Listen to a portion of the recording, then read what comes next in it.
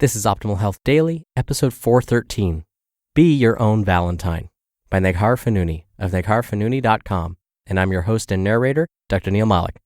Hey there, happy Wednesday and a very happy Valentine's Day to you. Welcome back to Optimal Health Daily, where I read to you from popular health and fitness blogs to help you optimize your health. So yes, it is Valentine's Day. My wife and I actually learned a while back that we don't bother with going out to a restaurant or really anywhere on Valentine's Day itself. It's just too crazy. So we usually spend some quiet time at home, and then we'll have our quote-unquote official Valentine's Day dinner 2 or 3 days after, when the crowds have kind of died down. So you may be wondering, what are you doing? Why are you recording your podcast on Valentine's Day? Go spend it with your loved ones. Well, that's why. That's my little trick. All right, let's hear what Ms. Fonooni has to say about Valentine's Day and start optimizing your life. Be Your Own Valentine, by Neghar Fonooni of negharfonooni.com. Dang, girl, you've got some big legs. That's what a complete stranger said to me not too long ago as I was walking on the beach in my neighborhood. To paint you a bit of a clearer picture, I was walking on the Venice Beach Walk at roughly 0700 hours, coffee in hand, LA brim pulled down low. Anyone that knows me is fully aware of how I like to spend my morning incognito, in quiet reflection and with plenty of coffee. Venice is an interesting and colorful place with many unofficial inhabitants. The man who called out to me was one such inhabitant, and to be fair, I'm completely accustomed to this type of behavior. I'm no stranger to the unique personality of Venice Beach. I turned to the guy and cheerfully replied, "Thank you." That's it. Just thank you. And I meant it too. I don't know if he meant it as a compliment or otherwise. I don't really have any way of knowing his intentions. But I didn't actually care. I embraced the comment with effortless exuberance. The truth is, I do have big legs. They're big and strong, and I'm not ashamed of them anymore. To be perfectly honest, if this happened to me a few years ago, I most likely would have experienced an internal meltdown. I haven't always been comfortable in my own skin, and I didn't always wear my Quadzilla badge with such immense pride. I had to learn how to practice self-love, how to accept and embrace and appreciate my body in order to take something like this as a compliment. Earlier this year, I wrote a blog post detailing my love-hate affair with my legs. When I shared that post, I received a lot of feedback. Many of you were happy to hear that you're not alone, and you're not. And even more of you took this as the impetus you needed to start embracing your body now. The motivation needed to start treating yourself like someone who deserves love and compassion over loathing and harsh judgment. Because you do deserve those things. You really and truly do. And I won't ever stop trying to convince you of that fact. The reality is, you don't have to hate your body or nitpick your perceived flaws in order to transform it. In fact, doing so will probably accomplish the exact opposite. When you love your body as is and truly believe that you are beautiful and worthy of love and belonging now, not minus 30 pounds from now, you're more likely to make sustainable life changes, thereby experiencing a lasting body transformation. You'll be motivated by love, which is a far more powerful and sustainable motivator than loathing and malcontent. We take care of the things we love, not the things we hate. Often when I talk about body love and acceptance, people misunderstand. They think accepting your body means resigning and giving up. They think if they accept their body, they won't have any motivation to exercise or eat nutritiously.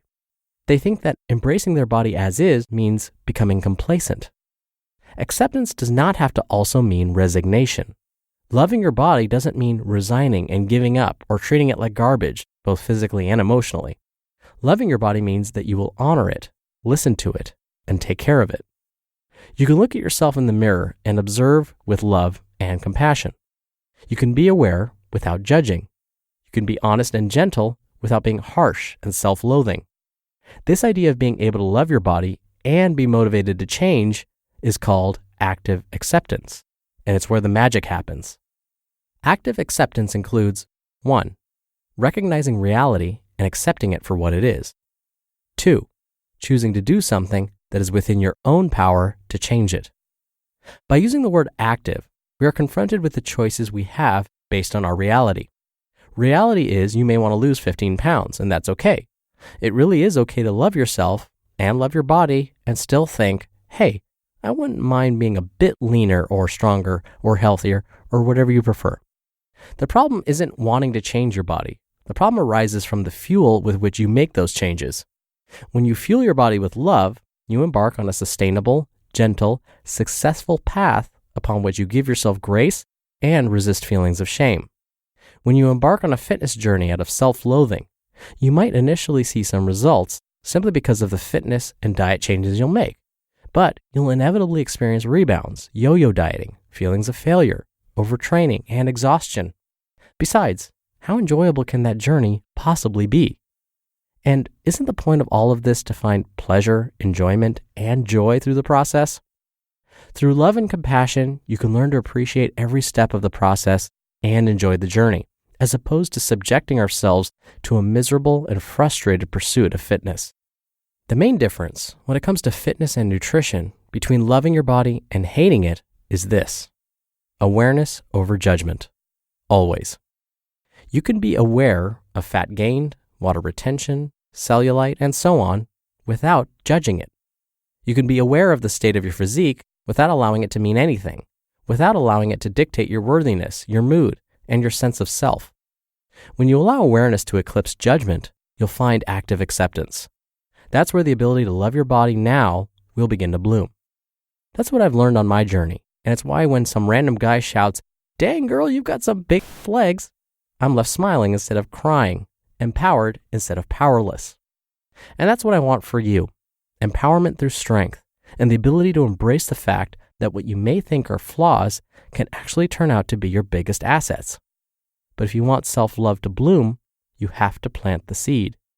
So here's my challenge to you. Today, be your own Valentine. Write yourself a love letter and list all of the things you love about yourself, physical and otherwise. You're beautiful, funny, witty, courageous, radiant, thoughtful, and loyal. Maybe you love your shoulders, your back, or your legs. Maybe you are just so completely in love with how powerful and strong you've become through your fitness endeavors. Write it down. Be genuine. And then, when you begin to feel as though you're slipping into harsh self-judgment, pull the note out and read it. I've done this exercise over and over again with clients, and in all of the self-love exercises I've tasked them with, this has been the most effective.